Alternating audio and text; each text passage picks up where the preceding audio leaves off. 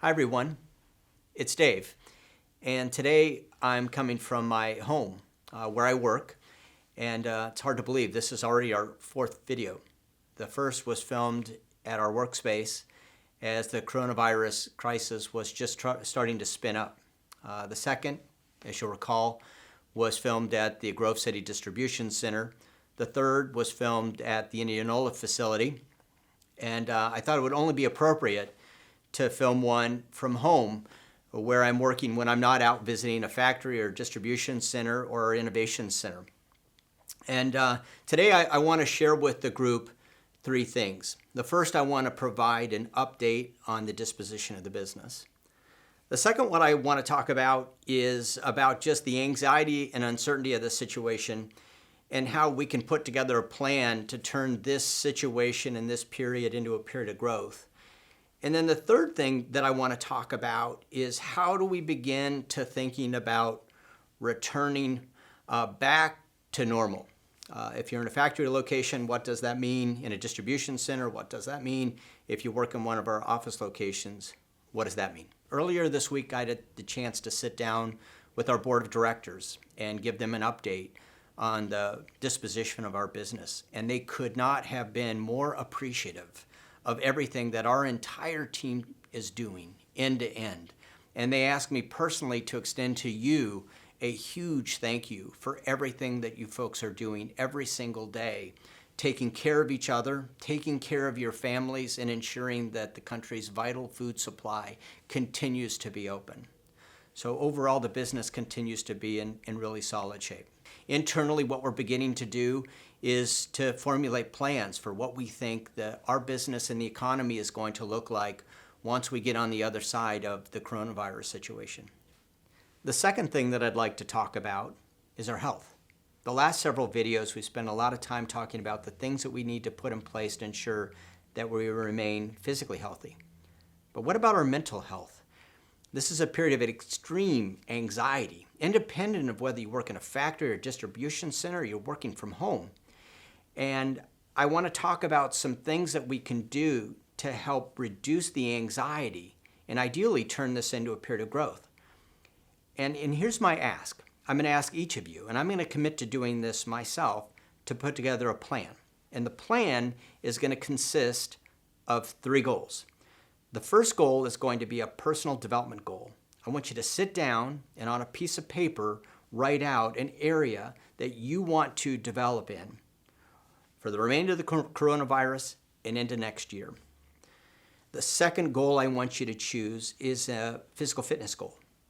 Whether you are a walker or a runner or a biker, a gardener or a dancer, whatever it is that you like to do, I want you to pick a goal. Something that's physical that you can put down on a piece of paper that you can focus on during this coronavirus epidemic. And the third goal that I want you to choose is a spiritual goal. If you're a person of faith, maybe it's praying a certain number of times a day or a week. If you're not a person of faith, maybe it's picking somebody, a family member, say, that you are that you've always wanted to reconnect with or you've become estranged with, and put it down on a piece of paper. And I want you to think about connecting with them. It could be a neighbor.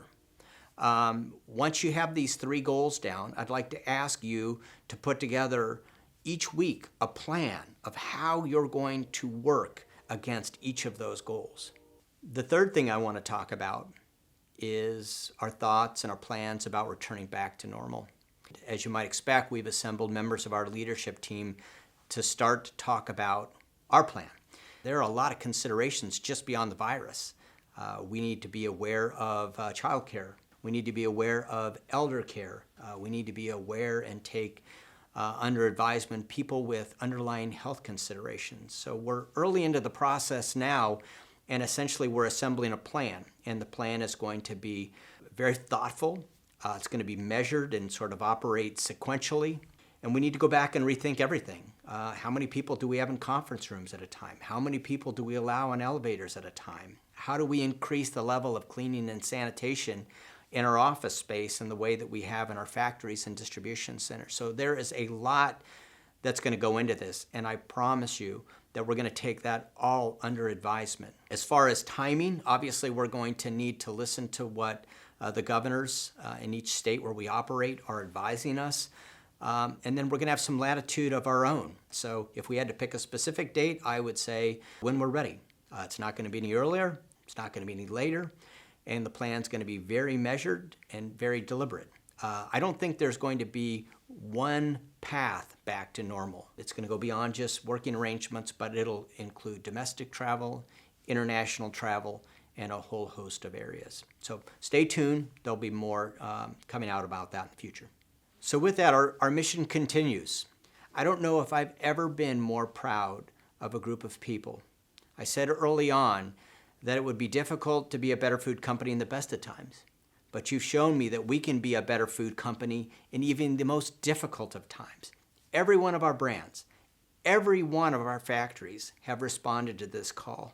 In any one of a number of ways, we've continued to reach out and donate and connect and contribute to communities in need, individuals in need, and organizations in need.